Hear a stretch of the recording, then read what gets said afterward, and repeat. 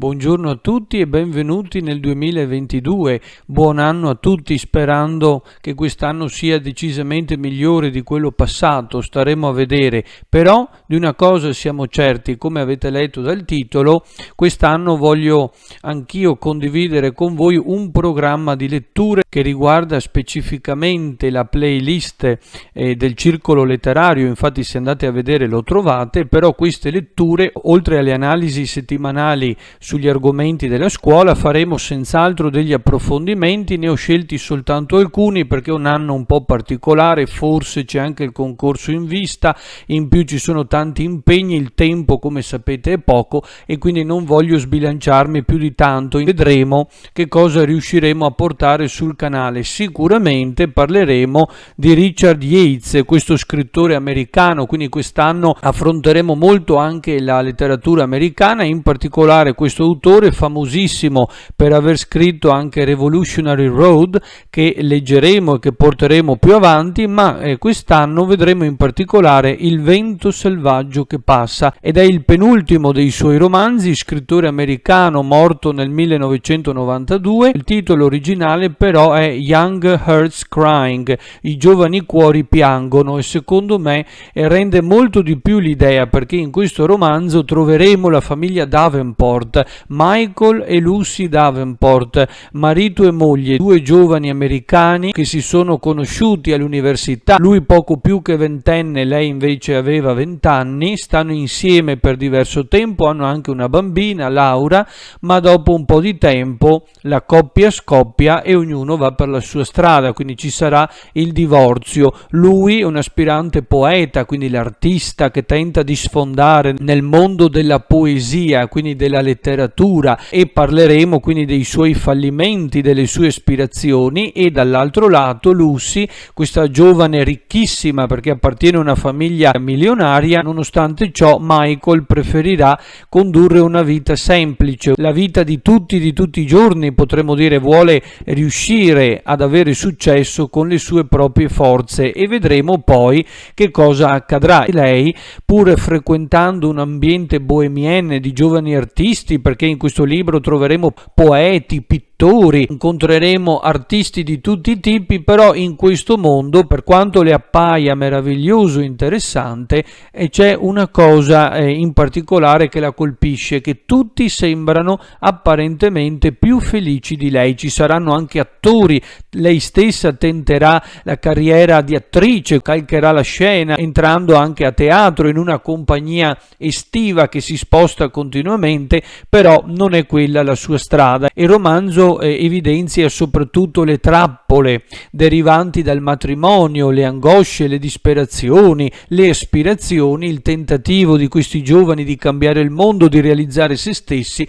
e vedremo poi come andrà a finire. Quest'anno parleremo anche di un altro importantissimo scrittore americano, William Faulkner, vincitore del premio Nobel per la letteratura nel 1949, e in particolare di lui analizzeremo Bandiere nella polvere, Flags in the Dust. Anche in questo romanzo bello, voluminoso, che ho già iniziato, troveremo una storia molto particolare. Bandiere nella polvere, cioè le grandi vestigia del passato, quelle azioni gloriose, i bei tempi andati, ormai appunto sono soltanto polvere. Metaforicamente allude al declino di una grande famiglia americana, il cui capostipite all'inizio del libro è morto, quindi il colonnello John Sartoris, il capostipite, il capofamiglia, colui che costruirà anche una ferrovia, che partecipò alla guerra di secessione, quindi alla guerra civile americana della seconda metà dell'Ottocento. Infatti qua siamo proprio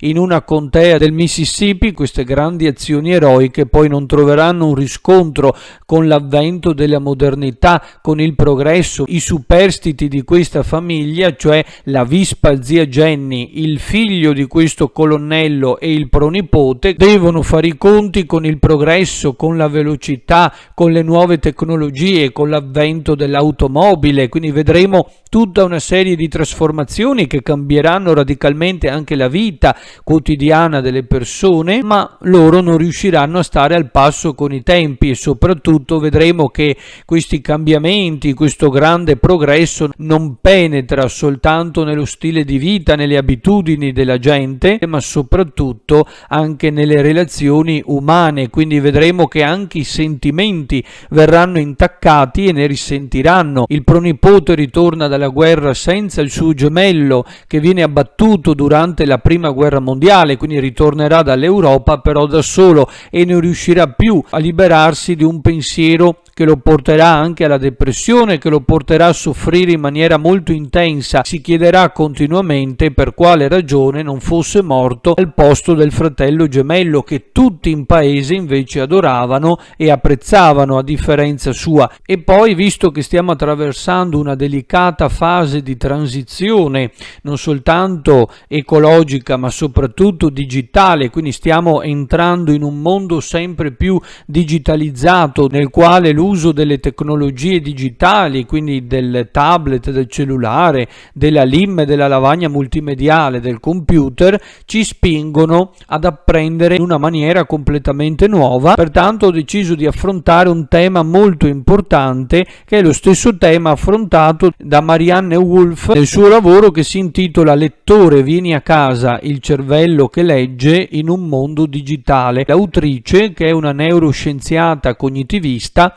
si è occupata non soltanto appunto di neuroscienza ma anche della lettura, in particolare dei problemi legati alla lettura, cioè dei disturbi specifici dell'apprendimento, in particolare della dislessia, e quindi qui si concentrerà su un aspetto molto importante, cioè come stia cambiando il nostro cervello sulla base di questa transizione digitale, cioè le nuove tecnologie che inevitabilmente stanno cambiando il nostro modo di accedere al sapere, perché se da un lato abbiamo un'enorme quantità di informazioni, tutti abbiamo accesso ormai all'universalità del sapere, perché in una mano abbiamo praticamente accesso a qualsiasi cosa noi desideriamo, quindi possiamo conoscere veramente di tutto e abbiamo il mondo in una tasca. Tuttavia scoprirete che il cervello, essendo dotato di grande plasticità, può essere facilmente modificato, modellato e quindi alterato da fattori esterni, e scopriremo che le nostre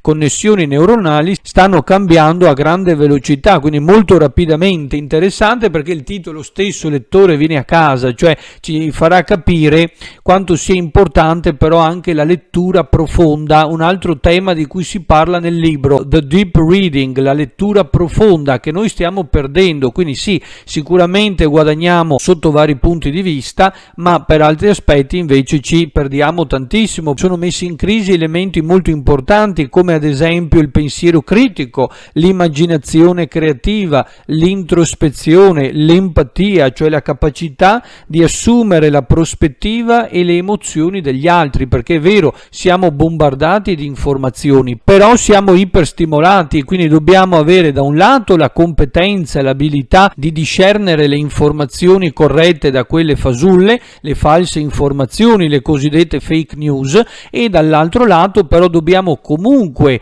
riadattarci, ricalibrare, potremmo dire così, le nostre connessioni neuronali, perché stiamo perdendo la capacità di concentrarci a lungo. Quindi ci saranno una serie di interventi molto importanti perché hanno una ricaduta diretta quotidiana in classe, lo vediamo tutti i giorni, se ci sono anche dei colleghi all'ascolto lo sappiamo molto bene, è difficile mantenere viva la concentrazione per molto tempo e soprattutto anche se si prende in mano un libro, dopo un po' di tempo ci si stanca, si inizia a controllare il cellulare in maniera compulsiva, bisogna sempre leggere le notifiche, quindi siamo talmente iperstimolati, siamo abituati a TikTok che ci fa scorrere i video uno dietro l'altro, però non ci prendiamo più del tempo tempo per noi stessi, non ci fermiamo più a riflettere. Quindi questo è davvero un enorme problema, perché ha delle ripercussioni anche sulla didattica, sul modo di apprendere davvero notevoli e non sono da sottovalutare. Quindi ne parleremo, perché è anche un tema legato alla ricerca, alle nuove metodologie, a un nuovo modo anche di apprendere, di fare i conti con questi cambiamenti, perché vivere senza questi strumenti è impossibile e impensabile, non è più realistico, però bisogna saperne fare un uso corretto. Scopriremo che la lettura non sia affatto una attività innata, non siamo stati programmati geneticamente per leggere, quindi è un'attività che richiede fatica, che richiede impegno e soprattutto tempo, e quindi affronteremo il problema anche da questo punto di vista. Sono una serie di lettere, perché l'autrice ha scelto quindi la forma epistolare perché è più semplice, è molto più immediata, più colloquiale, quindi permette anche ai profani di comprendere meglio un tema che secondo me deve essere affrontato da tutti, in particolar modo dagli insegnanti. Infine, ma non per minore importanza, affronteremo anche la lettura, la riflessione di un lavoro molto importante di David Runciman, Così finisce la democrazia, paradossi presente e futuro di un'istituzione imperfetta.